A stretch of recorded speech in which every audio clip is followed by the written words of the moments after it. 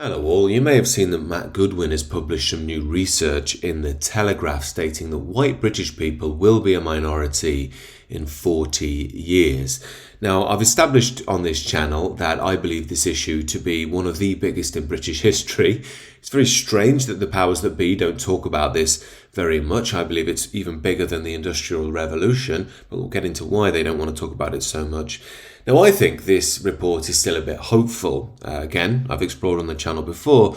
We have to factor in the critical mass in the country. So yeah, by pure data, maybe British people will be a minority in 40 years.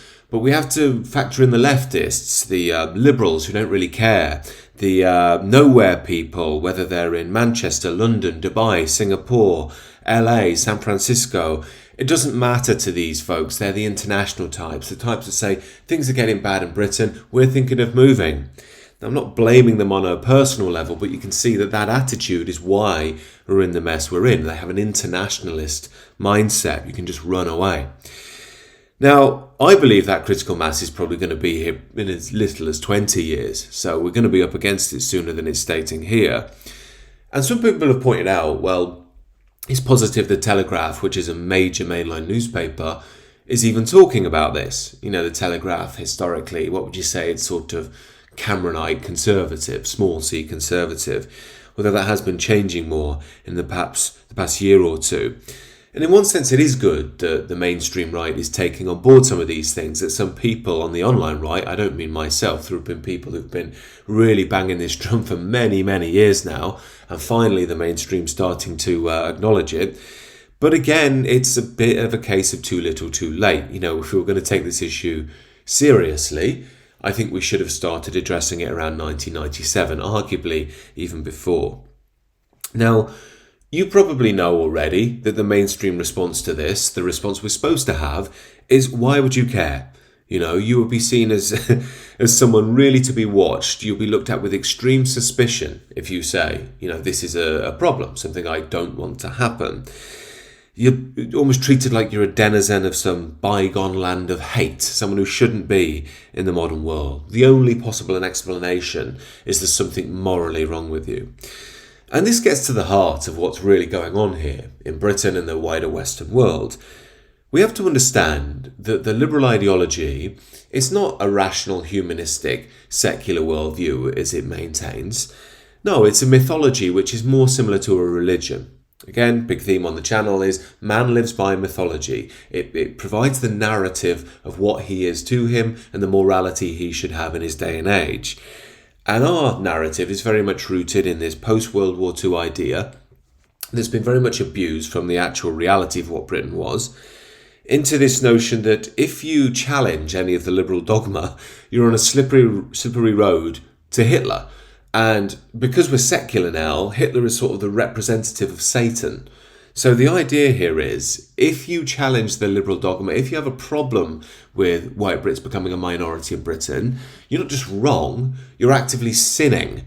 You know, that's how the BBC, the Guardian, Easters, the Labour Party, probably even the Tory Party deep down, really think. And aligned with that, it also means that the sort of Christ-like figures in liberal modernity are, you know, Nelson Mandela, Gandhi, MLK. Now, when you look into these guys, their behaviour is highly questionable anyway, but that doesn't matter because it's about mythology and what they represent, what they were fighting against. They speak to this new world of letting go of all of the old boundaries of old, the distinctions of old, you know, where man holds hand and sings Kumbaya, the dream of South Africa and so on. But we all know how that's panned out. Now, you've probably noted through the woke era, they were still trying to play this same dynamic again and again. The only problem was they had to use counterfeit versions of the Mandelas and the Gandhis and the MLKs, who at this point are so wrapped in myth, you don't even know who the real person is. And this became very obvious. You know, people could see there were many questions around who George Floyd was as a person. I mean, to be blunt, he was pretty obviously a career criminal. There were questions around whether he should be in jail as well. But of course, again, if you were to raise those, you're Hitler and you deserve to be excommunicated for being a sinner. I don't know if you remember that picture A few years ago, this black woman in one of the BLM riots wearing a dress, and she was, standing up supposedly to these riot police. I think they were trying to drag her out of the way more than anything. But that went all over the liberal media. It was their dream manifest. Even though it was total BS in reality, they all just died for this image of the strong, brave, serene black woman against the toxic, oppressive white state. And again, it's just the replaying of this liberal mythology over and over. It's pumped into our minds, and they often spend billions of dollars pumping that into our mind with the government-mandated marketing campaigns promoting diversity. Remember, also they have the total control of the cultural state apparatus, Hollywood, music, especially rock and pop rap these days. They all adhere to the ideology. If you don't, you won't last long and you won't get a record deal. Sports, we see it everywhere in sport as well. And the general theme here is that the system is just consistently pumping through the narrative, reaffirming it on a subconscious level. And then when someone challenges it, well, you're a sinner and you're on the wrong side of history. Humanity has overtaken you. You're just stupid and highly questionable morally. Now, again, I think we have to say that maybe this is starting to be challenged a bit more because the Telegraph is talking about it. And I did have an interesting chat with a friend of mine recently who travels around Europe a lot, and he made a very interesting observation about how lots of sort of liberal types, centrist types that he knows normally would really argue with him if he'd mention the state of Europe or mass immigration.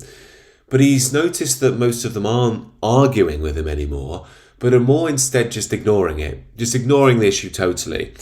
And I think he's touching on something really important there. And that's that the marketing can only go so far. You can only disbelieve your eyes so many times. And if you travel around Europe a lot, you see the state of London, you see the state of Paris, you see the state of Amsterdam, and you can see we're all suffering the same issues here. And this speaks to something which is huge in my view. Not only are white Brits becoming a minority like Europeans are across the continent, but diversity is going so far now that even the right-on centre-left Bob Dylan Beatles listening normies are also starting to notice diversity. And many of us have known for a while that these people promote diversity at work, they vote for the Labour Party, they say all the right things and follow the regime rhetoric. However, it's always been diversity over there for them. I'll have it at work. I love going to Leicester or Birmingham or London. Oh, it's so diverse and wonderful. But where I live, it's white flight. I want to go back to the Shires. I want to live in England, basically. And we've seen that for years now. People vote with their feet. They'll say what they're supposed to say, on camera, when they're at work, with how they vote. But when it comes to where they actually want to live, the phenomenon of white flight, again and again, we've seen it, but pretty consistent, even with the types like Lily Allen, the singer, and Billy Bragg, the supposedly, pro-diversity, punk folk singer.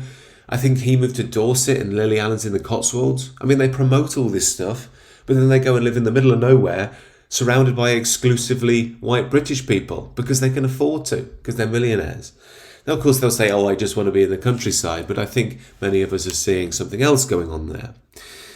And this is really bringing in to frame the big question of the era. I think many of us might be decided, but the normies are going to have to answer the question, with these levels of mass migration, with the level of demographic change, is everything going to be the same? Is Britain going to be the same? Is our culture going to be the same? Are we still going to be the same people? Just with better food, quote unquote, as the liberal quip goes? I don't think they really believe that deep down. I'm sure some of them do, especially if they're young and at university. And, then you get the sort of Corbynite types who are the die-hard ideologues. But I do think the average person is starting subtly to question some of those shibboleths that the liberal regime has implemented. But we have to understand here, it's hard to do that. And I'm going to ask something which is hard of you. And if you do come across these people, it's not to be hard on them. I know it's tempting, and we live in a world of YouTube videos and Twitter spats where everyone wants to be destroyed and everyone else is stupid and getting wrecked and we're the clever ones. But we have to understand that most of that stuff, that media, isn't designed to challenge people's views or discover the truth. It's designed to buttress one's own position most of the time. And that's why people go into echo chambers in this day and age. And it seems to me we have a massive opportunity, not just in Britain, but in Europe, in the Western world, where many people are looking at the whole of the continent, the whole of the West, and thinking this isn't working. This is why Reform are doing really well in the polls. I don't think Reform can do that much. I've said many times, this is bigger than election cycles. This is a whole Western-wide system. But the point I'm getting at here is many people are increasingly open to an alternative. And this is why I think it's best to have a bit of poise in how we deal with this, because we have to remember people don't change their mind when they hear a different argument and get proved wrong. Sam Harris, although he's a liberal himself, made a very good point of view. He said he preferred Brazilian Jiu-Jitsu because when you basically pin someone down and get them in a lock or whatever, they have to tap out. You submit them. But when you do an intellectual argument, you can basically checkmate someone, but they can still find a way out of it. And that's the nature of the human mind. Why? Well, because we root our egos and our psychology in the way we understand the world. I've told the story before, a fascinating story I read about a Ukrainian grandmother who was very pro-Russian, but then the Russians came over the border, lots of nasty stuff going on, and it really broke her psychologically. It wasn't the violence that broke her, it was the challenge to her psychological makeup, which was very old at that point in her life. Now again, I'm sure many of you got your views on Russia-Ukraine. It's not the point, it's just an analogy. The point is, we struggle more with psychological change. And this is the key point here. If we can maintain an argument which is more about allowing people to change their mind over time, which is, if I'm honest, what it took me. I was very much in the liberal regime, total Bob Dylan worldview, still like Bob Dylan now. But the point is, I thought, oh no, I can't believe these things, these are evil. And this was like as a 23-year-old, 24-year-old. But over time, the more you start questioning, learning about life, tradition, value, what a country is, what a people is, the more you're like, oh, actually, this is completely ethical. This makes total sense. And then you see the relentless propaganda of the mainstream to make you look bad, to make anyone who questions the liberal shibboleths as if they're on the slippery slope to Nazism. They're doing this all the time. And most of it is subconscious to us, it's subliminal. So what I'm saying is, it's almost as if we need to allow a space for the collective shift in the identity. Now, I know many of you might say we haven't got time for that, but I think we're out of time anyway. So the point is, in my view at least, there needs to be a calm, ethical, almost Christian, and what I mean by that is almost a loving understanding of who we are and what our country is, that allows us to re-implement tradition and ourselves as a people. Not because you hate anybody, just because it's human nature. It's completely normal culturally and historically. This madness around liberalism only came in the past 50 years or so. Further to that, as I've said on the channel many times, if we're obstinate and angry and just want to smack everyone else down and destroy them, then it just basically becomes a gift to the liberal system. You become the cliche, not to mention it makes other people all the more obstinate. Whereas in reality, I think there's a hearty, earthy message which doesn't need all this political propaganda that the liberal regime does, because it's real and authentic and speaks to the heart and soul, the very things the liberal world has started to ignore. But again, the harsh reality is this is still only a fraction, a growing fraction, yes, but still just a fraction of the mainstream. Most people are still in the mindset of, I just want to go to work, I just want to be left alone, and I'm sure if I vote Reform, things are going to basically turn around. They're not going to, That's the harsh truth. But instead of being like, oh, woe is us, it's all over, I personally think maybe we need this. We look at the cycles of history, we've got tired as a civilization, we've got tired as a people. The Europeans, the Brits, the West, we've done some amazing things. But at this point, we've moved into this sort of nihilistic tolerance, total universalism, which is now starting to corrode us from the inside out. And again, that doesn't mean you hate other people. It's like, I'm absolutely fine with the Japanese or the Indians, whatever. Good for them, they've got their own great cultures, that's great. I'm even all right with low levels of immigration, but that conversation went 30 years ago. The point that I'm making here is that there's some harsh realities of the world that we have to wake up to, of human beings that we have to wake up to. And now it's too far gone for argumentation. Now reality is going to prove it one way or the other.